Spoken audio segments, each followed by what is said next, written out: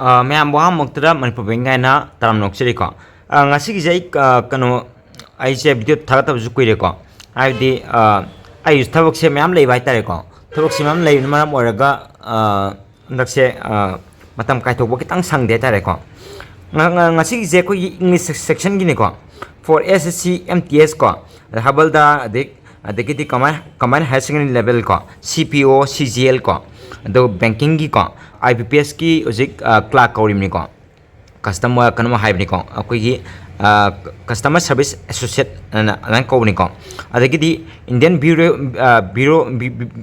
bureau kori railways ki ko rani ko akoi railways ki koi NTPC ke myam ko rani ko post myam mani koi railway gi di ko another exams myam le ko exam ma ojik no taraga adugi akoi group te oro ko group ta thar kram ni ko adugi andaki korokadaba ki कहतारे calendar Singh को अदो ngasi gi kwai dagi akhoi gi maru oi bai tare 30 rules of English grammar ko 30 rules of English grammar naina gadab je manam de koi gi siki khudong cha lor kam hai joge akhoi gi English ki kano je English ki magi structure magi formula je asidi hong manai roi ko haibdi kainam damda atai atai koi gi pambai myam lei be ko कोई maths तो ओरो reasoning की ओरो को पंबाई ma'am ले भी है तो वो इंग्लिश की दी मादी अनचेंज हो गए नेबा है दी कहीं ना मतलब मागी दी होंबा ले रो है नेबा है दी ngasi बाउदा कोई ना तमकी बकदम वो ना कोई की टेंस ता संग अजीब टेंस ता कोई की टेंस ले प्रेजेंट पास्ट फ्यूचर को होंबे आ रहे तब ने से अदगी दी प्रेजेंट टेंस ता मरी ले को present indefinite ko present continuous present perfect present perfect continuous ko hai bising je adum koina angang oi ngai tam lak phudana khojibo utadum hongdran la abane hongaro ebsi je magi grammar je asidi madi hong belai te ko koina like khudimak ta ju loina mak thinani ko abdi English grammar je pak hongdabne hoi akoi gi मागी language ता British English का American English का खेनाबदी लेगनी अदुगा मागी structure मागी formulas ती केदोंगैदे होंगै को अदुना ngasi Koyna English की rules ती याम लै को हाइबदी कोई मॉडर्न कोई 180 को 180 न लै को 180 सांग लै कनो आइगोन सु कोई 120 कोई रूल्स ऑफ इंग्लिश ग्रामर की लाइक मा आइगोन सु लै को सिदगी अखोय एग्जामिनर न क्वाइदगी पामना हंगबा हाइतारे को एग्जामिनर न क्वाइदगी पामना हंगबा अदुगा अतै गैदे सुम अखोयगी रूल्स न हाइबवाने अदुगा थोइदोकपा यामना कानाबा ओइदबा हाइतारे को हाइबदी अदुना सेलेक्शन तरो गाइतारे सेलेक्शन तरो मतुंगदा सिगी 30 रूल्स ऑफ इंग्लिश ग्रामर से लखलपने को ngasi कनो सेशन जे होजे को फर्स्ट कोई रूल नंबर 1 दाइ तरे को रूल नंबर 1 थार को रूल नंबर 1 दा कोना तमदि से इट्स हबमा को इट्स हबमा एवरी हबमा इट्स एवरी को अनि सिके अहम दा मवानी की कितंग सिमिलरिटीज को मवानी की सिमिलरिटीज हायरगदी बोथ आर डिटरमिनर्स को अनिमक डिटरमिनर्स कातने को बोथ आर डिटरमिनर्स अदुगा सेकंड पॉइंट ता को अखोय की both are singular in meaning को बोथ आर को बोथ आर सिंगुलर खुदम मोइना अखोय की सिंगुलर नाउन सिंग बिरो को बोथ आर कइनेबा अखोय की डिटरमिनर्स नेबा सिम खंबिरो अदगिदी बोथ आर अखोय की सिंगुलर नि को इन मीनिंग अदुगा and are followed by singular noun को सिंगुलर नाउन इनरगने हेबो को एग्जांपल अमा येंगसि को सम एग्जांपल दा अखोय की इट्स हाज को it's boy has a book or every ko sama ni ko every boy has a book hai kira pen hai jra dum book hai laji ko mana laji ko Ado sida each su every su animak se ani ji manaba hairagadi animak ai kharaki ko singular boy have je sida boy hairije si je kaino amanda singular noun ne adagi every ki ju singular noun ni ko aduga amana si je kai dawe ba singular noun ne ko kidan tujan gi ko ai si je ngasi ka ahum lak su bani ngarang ju namma bani to am sang dagi tokin ni ko singular noun ni singular noun ko aduga amana akoi gi sidi hierarchy ko tung ko aduga mamani makse ani makse ke dawai amanda singular verb ne ina kani ko si formula ira ke ko singular verb ne ira kani singular verb ko hana formula do han ira mage ko formula je sida formula ko formula it's or every plus singular noun ko plus singular verb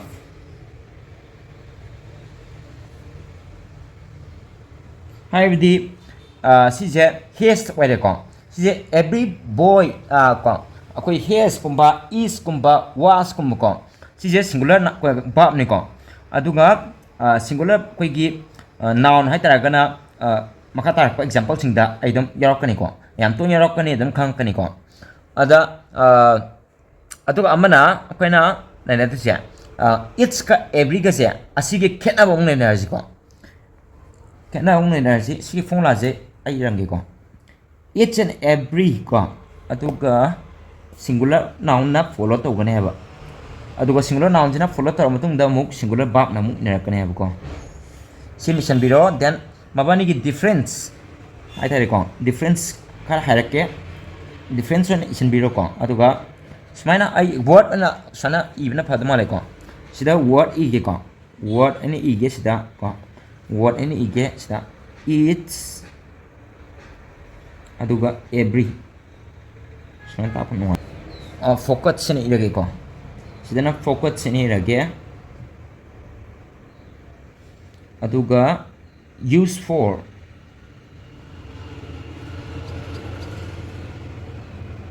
aduga examples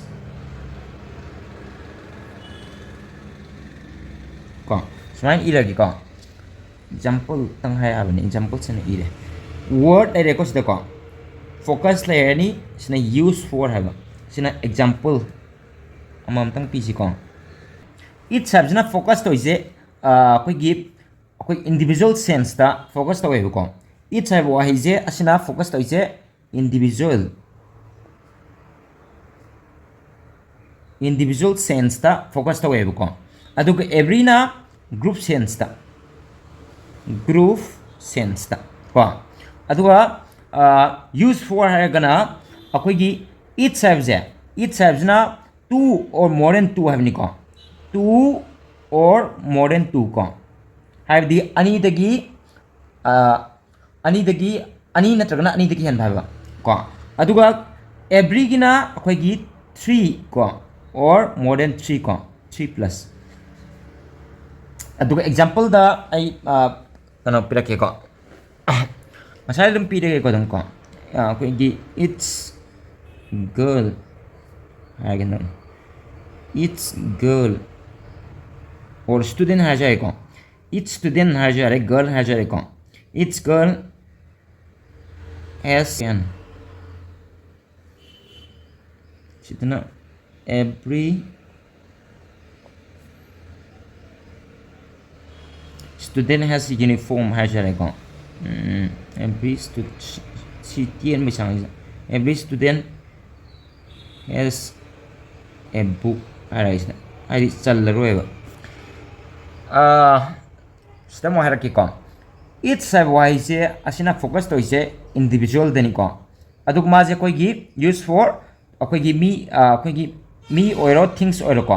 me obi things obi ko asta jita mana focus to use for use for koi two or more than two things ko two not or two persons or more than two persons ko aduga example dana each girl has a pen and hare ko sna then adagi every dong la ko every na focus to group sense ta ko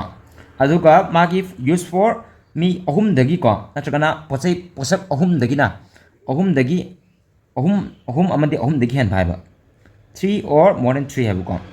every student has a book ko okay clear ko sumaya ai example ma kanam piraki ko I have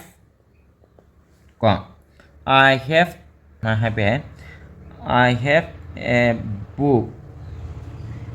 in every hand. I have a book in every hand have a meaningful order. I have a book in every hand have a oide ko. Madam di hand have the could have ni ko. Could say koi myo could say ani tan pali ko. Ani tan pali se ko. Koi gi ahum pali and Maria Lapuse ko umpan means lane. Adu majority on yamani ko generally yamani. Aduna could any parmendina. Akuna say koi gi two or every the 3 never 3 or more than 3 or more have never or 3 or more than 3 have never gone. Aduna hand has the only 2 never gone. We have only 2 hands gone. 2 hand gone. Sorry, we have only 2 hand gone. Aduna see every have a chana dev gone. Aduna see mota kay hagadava akoi it sagadava. Other regarding meaningful or dev gone. I have a book in its hand. Kudamoy na si ko ilaric nen book mo lawa siba. I have a book ko in its hand ko. Each of the kano ngasay focus to have individual da. Other gadi amamam ko. Amamam the focus to have never. Other gadi ay ko som nakanda amalere so nakanda kut amalere. Ani ni ko. Other gadi magi use for the ani 2 or more than 2 am never ko. Other gadi ani never ko. Aduga amamam the focus to grana. Aduna I have a book in its hand have that. Sanaiba. I could among that, like among Yao cano, I among Canto have never gone. Pi have never gone. Aduna Size every have the Size Lali, it's Hagatonico, its hand Hagatonico. Maruana Queen and Dice, hand, as the Yanganico. Hands the Yangatone. Okay, Makatabda, quick give it's gone. They get every have there. Noun amasung adjective on a season of jab. I high grade it's amasung a quick every check it over determiners never come. A maze determiners near adubo sometimes a quina pronoun amasung adjective on a season of jab come. Manicom pronoun have the kind of the pronoun have the noun motion with use to place open noun has gone. Used to place open noun. Used to place open noun had gone. The adjective fight the tell about a noun had gone. Adjective or smart has a used to describe used to describe a noun. Sim consider koi give pronoun have used to place of a noun ko like kudamona harang anda koi give he she it ko naiji ko he she it ko adagi di sanat tawud ni am sangi aduga adjective have de koi used to describe koi give a noun ko like em lai kon koi give adjective di ko she is beautiful ka beautiful do kanani ko she do ka koi Mira is kano excellent ko kahaya excellent do kano ne kitawa adjective ne ko yeng si ko makatabda kamay na sinara kebdo yeng si ko dri ko si mang dai kan to pinamge every ko ꯑꯩꯈꯣꯏꯒꯤ ꯅꯤꯌꯣꯝ every of my students are working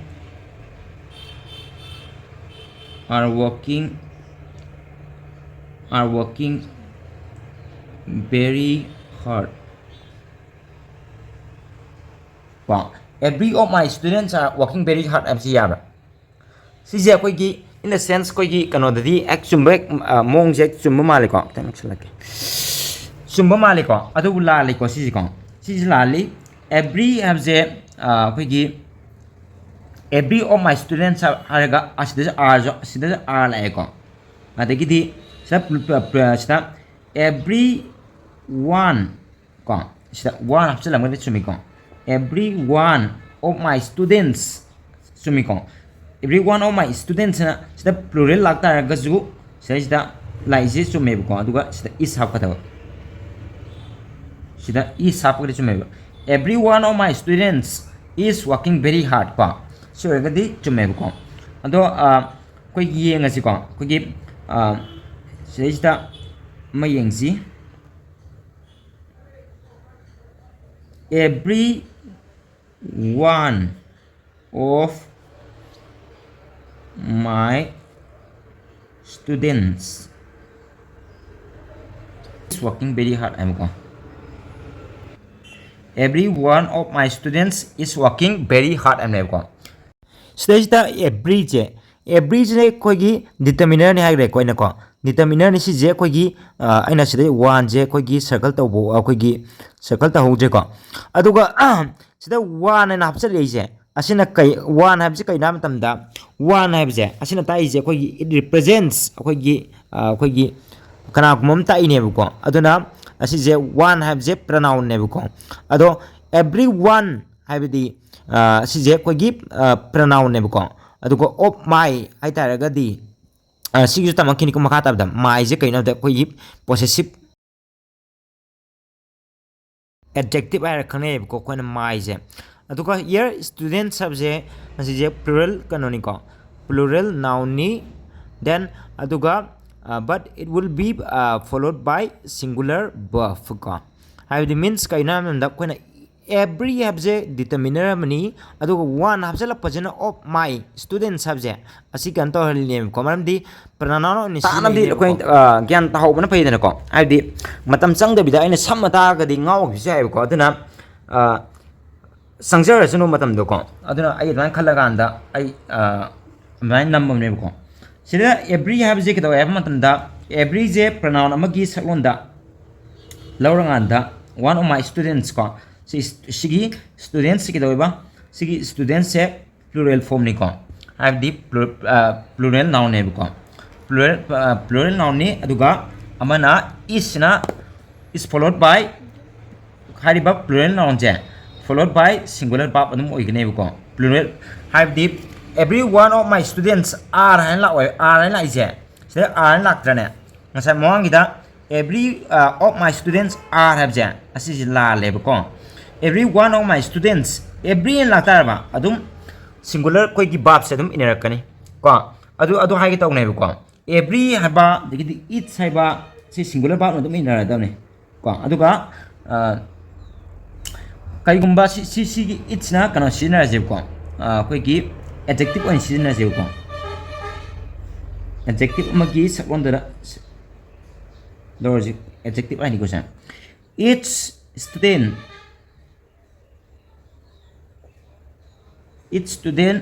is working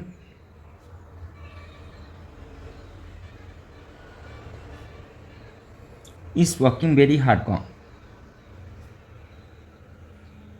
is working very hard ko ai khoi je kan to ai parak ke tum ko it says da adjective on lawini ko adjective on lawani aduga it says and highlight mazu it saiba every haba ko moje determinants ni ko aduga sida dimu student je kitore kayore singular noun adum ore aduga thangnariba is ju singular verb ni ko aduga si makhang ko adu when akoi gi si singular noun ni ko si singular noun ni noun di noun ngata ne ko singular noun obo wa ne ko amana plural noun obi tani adu kai gumba noun je akoi gi abstract noun oiram ta ga de kidang ne have the abstract of the kainam tamda abstract of the koi gi something ko that exists as an idea or concept ko rather than as a physical object ko have the abstract of the koina than tam ko abstract of the koina min u phang da ba ko adagi di theng bu ya da ba ko adagi di have physical si je koi gi physical object amne ba have theng bu ya ma di ko adagi koina then pai bu ya re ko physical kanon le re ko aduga when it comes to abstract atagadi it means something that exists ko as an idea or concept rather than as a physical object have ko have the akoina min udaba ka have ko adum do yam ta ga di kamai ta gota ge ba yeng je ko de akoi gi abstract ta kai habi ai abstract ta kai easy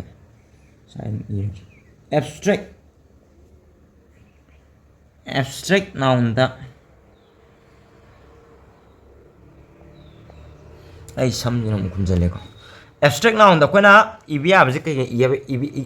ibe ya ge ham tamna ma'am नहीं रे को love से कहीं no थेंग भी आबरा feel तो बुद्धि आई but अदो वो कोना समाना कोई physical कनो मोय नदी लाइक है नेबा को object मोय ना को love को अदो की दी poverty लाई रे को rich का है जो को poverty rich को अदो की दी reason को मरम reason अदो की दी yam lagi re ko extra hai ko yam lagi re koi gi abstract noun de ko koi gi happiness kan lagi re ko happiness ka de yam lagi re ko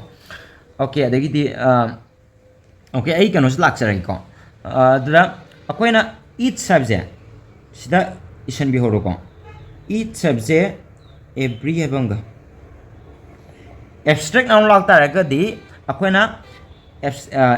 each na chagana कनो जे असैता इट साइज दि कोइना abstract noun ला ओय को एब्स्ट्रैक्ट नाउन ला तार गदि इट साइज वाइ सिजन रोय को सि ला लेबा अदुना एब्स्ट्रैक्ट नाउन की दि एवरी द सिजन गने को abstract noun will be used in every the को एवरी द सिजन गने को फॉर एग्जांपल येंग जे को आई हैव एग्जांपल कनो खोंजेन जे कितन कांता गुनी को ई Kanta रोबगे I have I have its reason ko I have its reason to be happy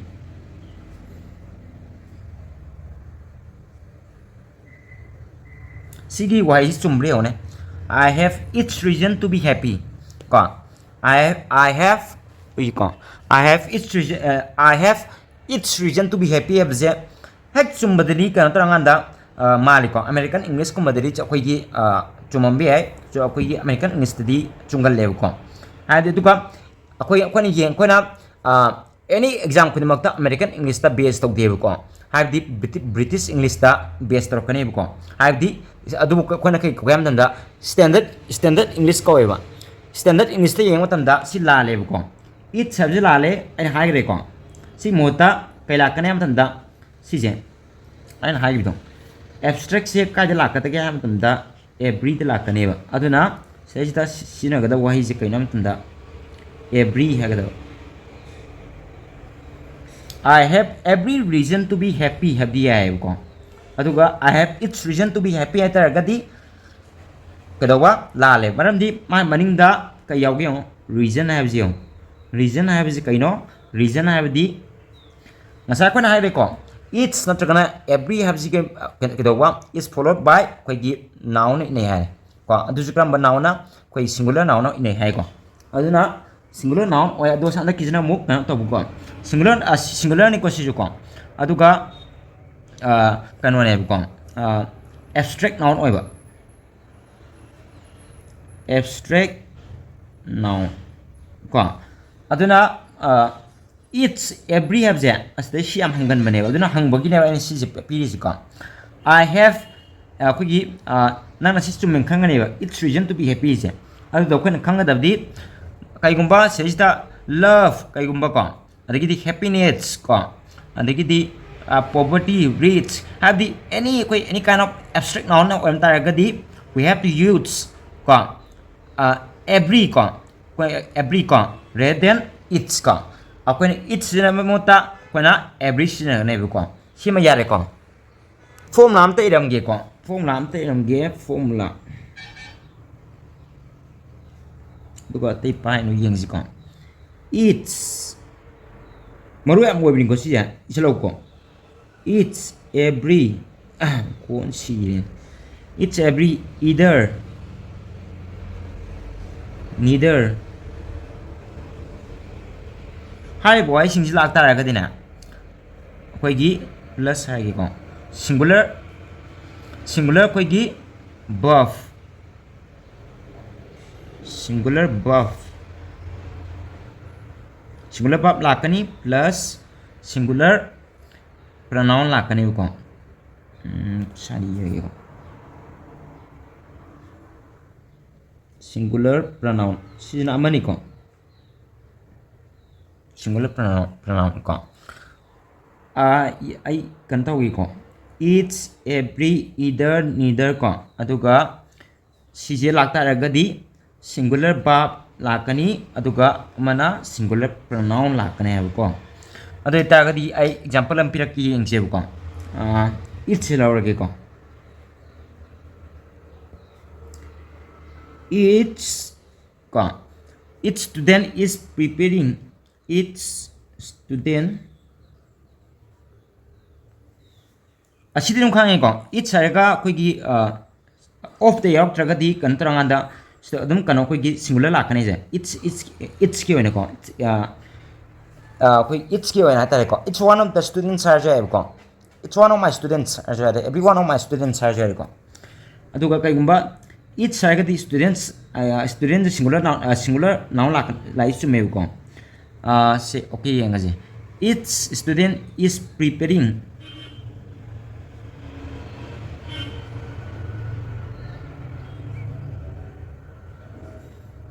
for their exam for their exam okay sejda kai lan ke one sije akoi gi kanoda chumme ko American English ke onadi chumi aduga akoina aina habdo aina osi pangi do standard English oitara gadi la leba kaida la lino oitara gadi sida is se chumi ko sibuta chumme it sebam yawre chumme student chumme ko adagidi preparing for sida dear ham yawje sila leba ko dear je asilali simota kai ogadana amdanda singular pronoun ogadana ko singular pronoun entargadi his her workani ko natran it ko aduna sei workadi je his anu power gana her ko his tantana her lakani ko sing khangjan biro ko is chumi ko sija atai loin chumi ko okay duga si tang tan na ai ama jo ala me ai kra i wala me ko also remember iragi also remember ko koi gi it's ko ai bising je it's every ko it's every anybody somebody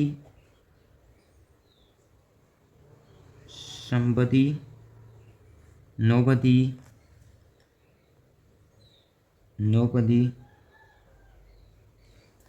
ko aduga either neither ko either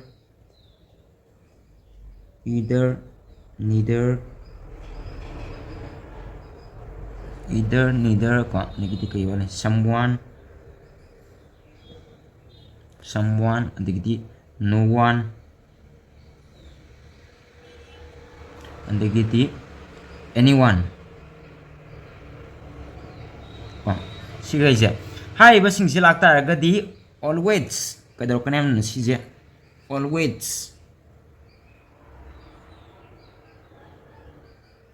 always ꯀꯩꯗꯧꯔꯛꯀꯅꯤ ꯍꯥꯏꯕꯗ ꯑꯩꯈꯣꯏꯒꯤ singular noun ꯂꯥꯛꯀꯅꯤ ꯁꯤ ꯐꯣꯔꯃꯨꯂꯥꯅꯤꯀꯣ ꯑꯩ ꯏꯔꯩꯁꯦ ꯁꯤꯁꯤꯅ ꯁꯤꯒꯤ ꯍꯥꯏꯔꯤꯕ ꯋꯥꯔꯗꯁꯤꯡꯁꯦ ꯁꯤꯒꯤ ꯃꯇꯨꯡꯗ ꯍꯥꯏꯕꯅꯤꯀꯣ each every anybody ꯀꯣ ꯑꯗꯩ somebody nobody ꯀꯣ either neither someone no one anyone ꯍꯥꯏꯔꯤꯕꯁꯤꯡꯁꯦ ꯂꯥꯛꯇꯥꯔꯒꯗꯤ always ꯀꯅꯥꯅ ꯏꯅꯔꯛꯀꯅꯤ ꯍꯥꯏꯕꯗ singular noun singular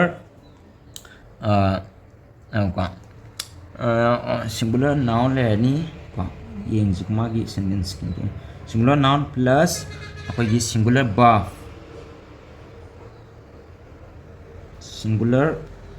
verb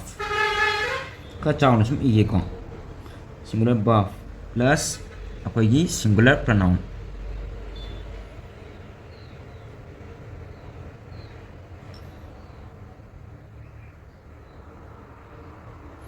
okay sidi ya ko si isan biyo ko singular noun ko adagidi mathangda singular verb lani aduga next ta last ta hagada singular pronoun ko example pirake ko example first ta akhoi each each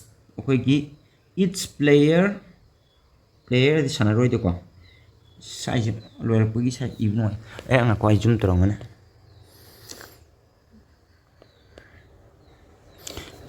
each player is wearing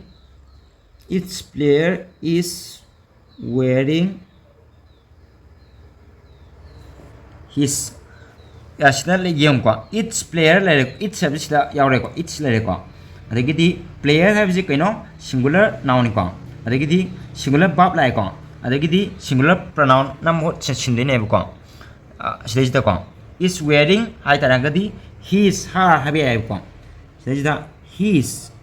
or her aduga object ama hapcha lage ko uniform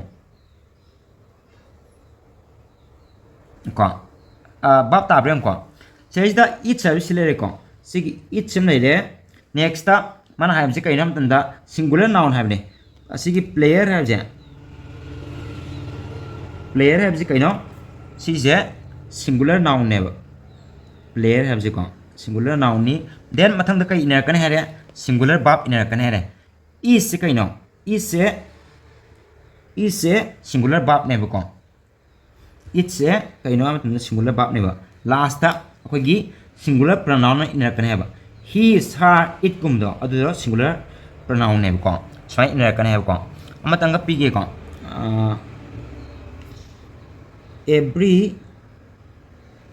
every child needs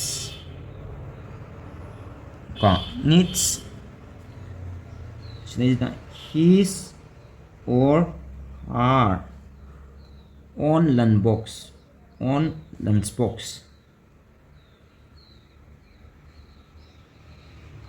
ko sidai ji yang ko sidanam every seasonary ko every seasonary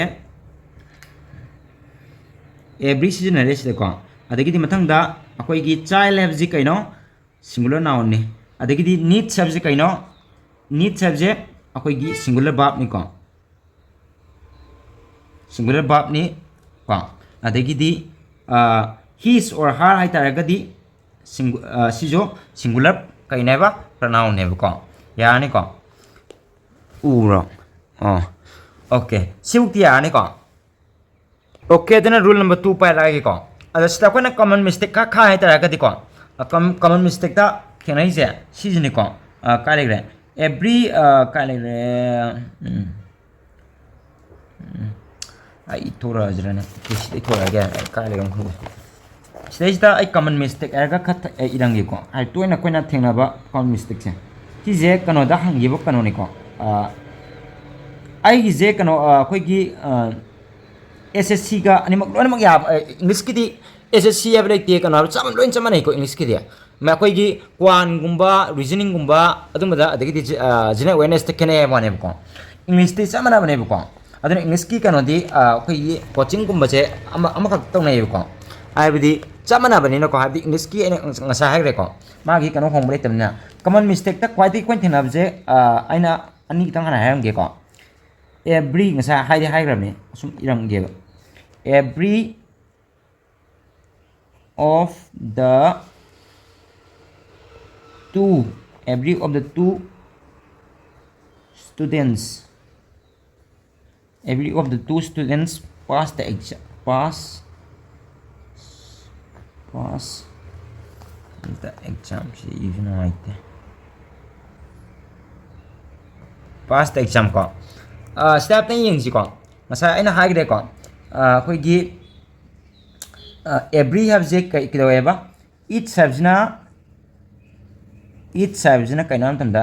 each subject na two or more than two have never more than two ko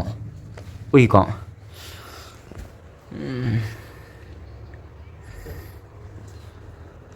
more than two have never ko aduga every have na three or more than three have never every have na three or more than three have never ko aduna akoina every je sejita sinare ko every in sinare sejita stiyo two students hai ko two have ne adagadi sidum khangya re ko two have je masa en have it's se two dagi ne every di three dagi ne ko aduna si je la le ko si kisi mota kai hapa ne dudi it's hapa ne ko si mota it's la ne si capital letter ho gadam ne ko e ja yare do ga ju khang ne ko it's ha ju ho gadam ne ba every jilali it's ho gadam ne ko each of the two students passed the exam have ne ko adagi di two da ko I have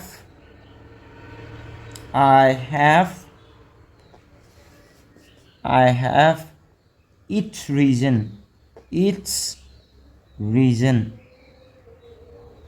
and the maram do ko to be happy ko says the si sentence ang la lam hai re ko kaina ga di reason ha bi kaino abstract noun ne ko abstract noun ni aduna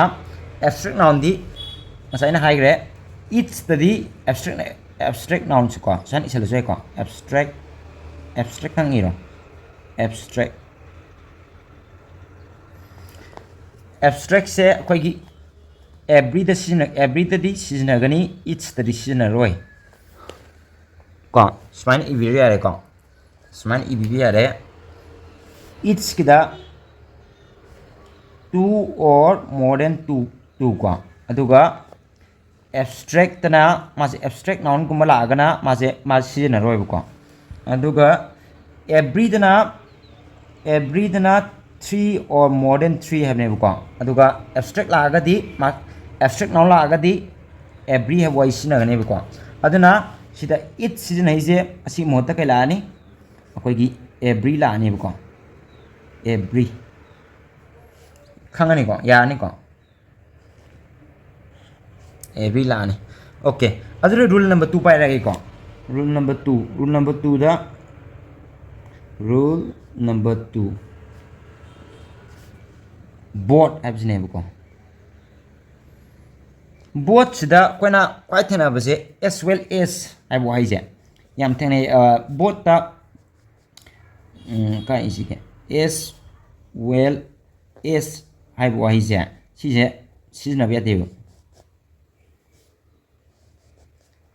ko sana ngan da khoi gi example na hai ge example ni ngadam example ko one da both Rosie as well as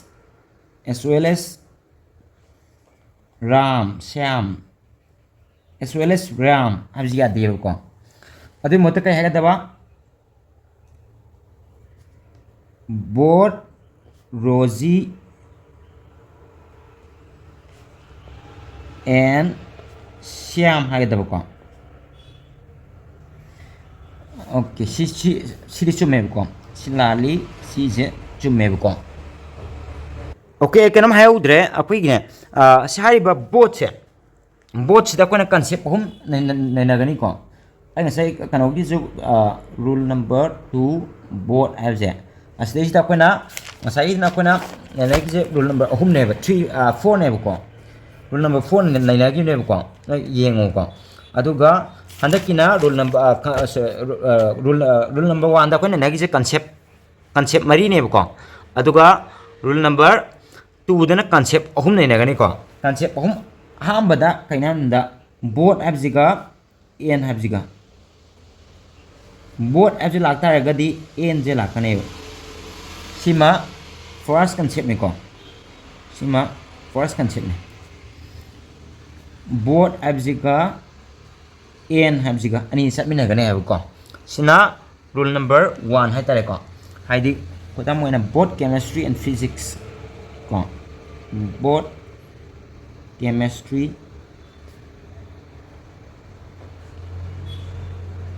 and physics sana hai ko sana okay dai both chemistry and physics sana ko samine je both sejida both chemistry and physics hai ko matungda kai lakani r ko r la ani r difficult hai jare ko are difficult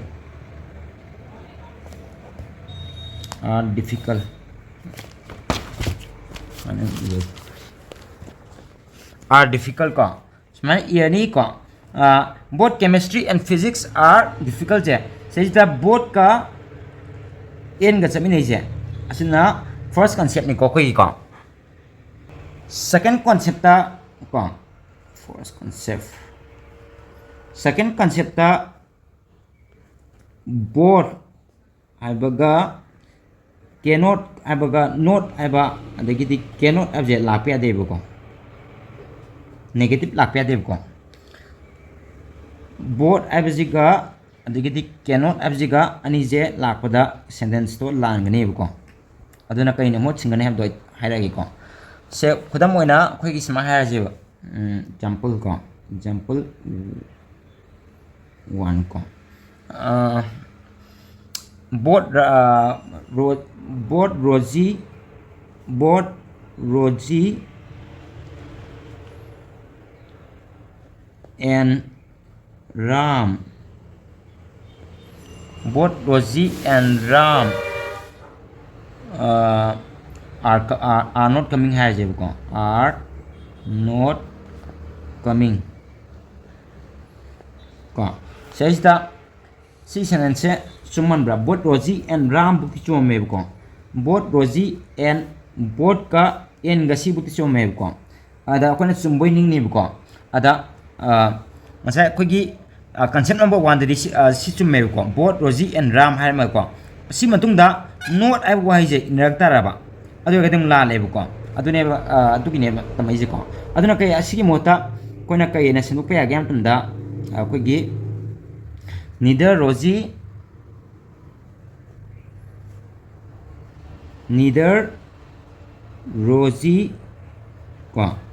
nor Ram is coming Ram is coming ya rồi thì đấy là quyết định gì ngầu đâu chứ quyết định ngầu đâu chứ cái gì ngầu đâu nên both Rosie and Ram are not coming hai baga neither Rosie and Ram is coming hai baga ani je kanoni ko one tuk ti sama ne ko sun ta gi magi grammatically wrong oi ba ne ko grammar soi bo ani adubu one tuk ti sama ne ko ada says the neither abaga nor habis lagta hai gadi sida r la ambaje si chume ko both Rosie and Ram are habis chume ko r habis chume asibuti chume ko aduga is lai je asida is on thoktra aduna neither Rosie nor Ram is are the is leje si khango ko haibdi neither no laktra gadi is lakane hamida yare ko sima sibugi saro khangi ko the second example 2 da yang si ko example 2 da this is a war, this is a war, this is a war with both sides, which both sides cannot win. This is a war which both sides cannot win. Hai ko sije so have the chumman bra. This is a war which both sides cannot win hamja. Or chumma mali ko adubo sije ui ko la li ko ramdi sige adugi ne sige akan tai je ko both abjiga cannot abjiga kedoba aina ha dong sai koina rule ko concept number 2 da tu da koina ha gi to ko mane concept number 2 ne concept number 2 da koina ha gi do both abga not abga cannot abjiga pa be de ko aduna sije kain la ka ta game da this is a war ko correct version da ko correct version da kain la ka ne da this is a war, this is a war ko neither side can win ko masai side ceremony ko sta side ceremony asta on ma lak ji yengo have the observe to wata mo ko ab stage da neither lakta gadi this is a war neither side can win have never ko stage da side sena I have ko neither side both sides anima have never other neither lakta gadi singular or kaneba side tang amatang hai kaneba ko sima ko gi kokta ko gi printer thambiro ko I have the neither ga neither both ka not abaga cannot abaga se lakpe ade ko aduga amana akoi gi neither have je neither nor lakta gadi akoi gi singular verb ina kaneba ko samna nganda akoi gi Rosie ko Rosie kana nama da ngasai da Rosie nor kano ko Ram is na kaneba is ko is committing the crime,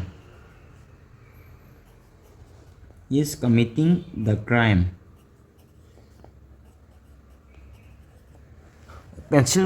ubra Rosie nor Ram is committing the crime ko si je chumme bu ko kolon na mai ge sida aswala me ai je neither wala me ne sorry okay sorry mi ko sida neither wala me ko neither Rosie nor Ram hai dam ni ko sorry gimne si je pa ni rak neither Rosie ko nor akogi Ram is committing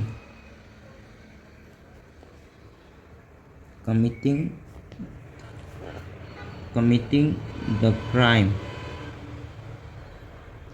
ko sida neither no lakta gadi sida singular lakane hai si kok sim halan biru yare ko okay pung phara ko dere concept number 3 energy ko concept number 3 ji tang thun energy both aibaga ne both ka akoi gi possessive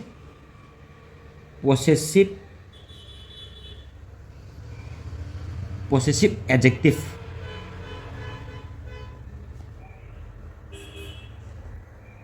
ko possessive possessive adjective adi kaino am tamdane akogi it is a word ko that shows who owns something or who something belongs to hai ko how the sai is possessive adjective ko sistem ira ko boy je aina makan tuction gi maram nai ta it is a word ko it is a word si selo ko it is a word ko that shows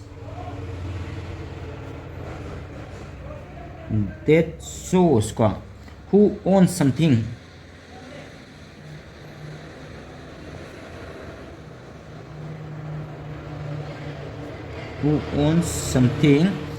or who something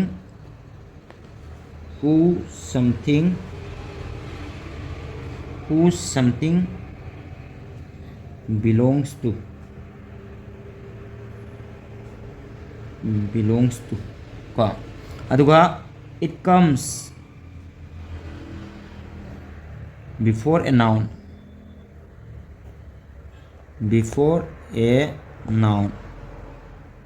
noun gi si je noun gi mamang la kane ko si jem sin biro ko pai bra je okay thang sa ya okay si je ma sina kanchen number 3 ni ko si je isin beo ro kan thu na lan tau si ko ado ga di khangi ko hai bi kanoni da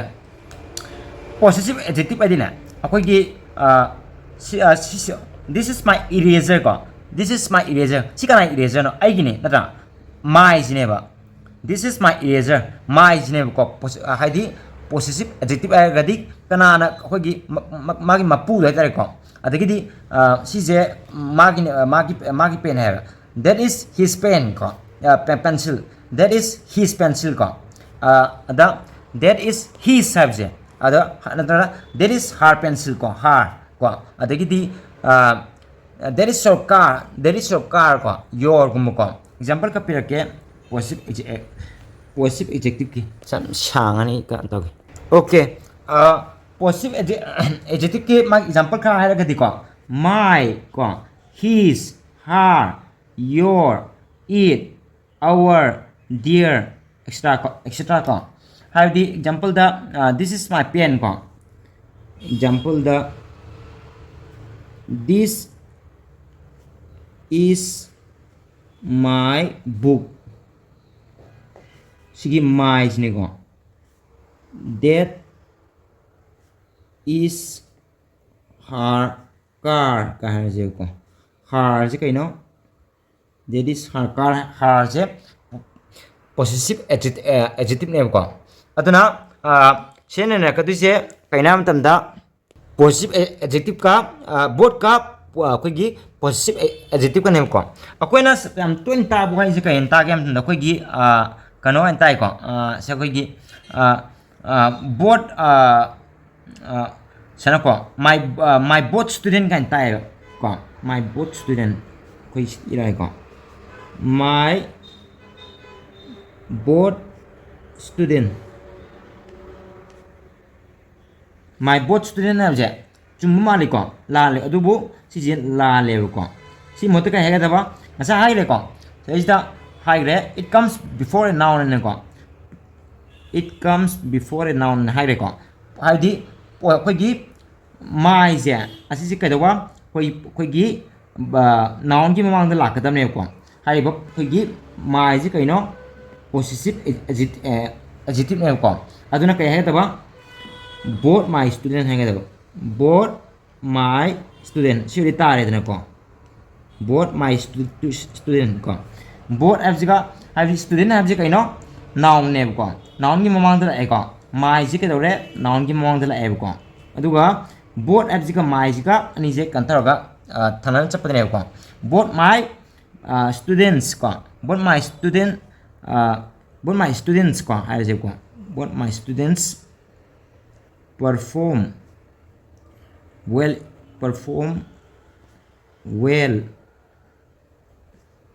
in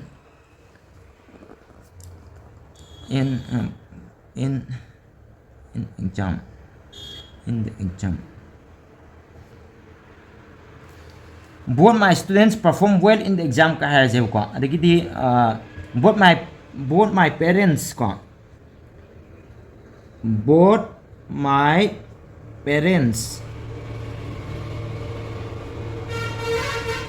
parents support me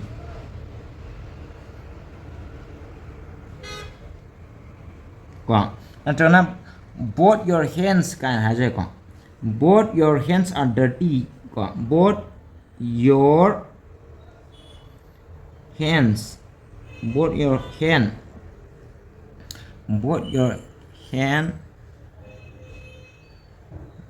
hand are dirty ko or enjoy hai jai ko hands are dirty or both your hands are injured or injured ka hai jai ko are injured akul ani mak so e kaina ko sumana asina silore ko sina akoi gi kanu lore akoi gi rule number 3 3 bu lore ko 3 3 tawre ko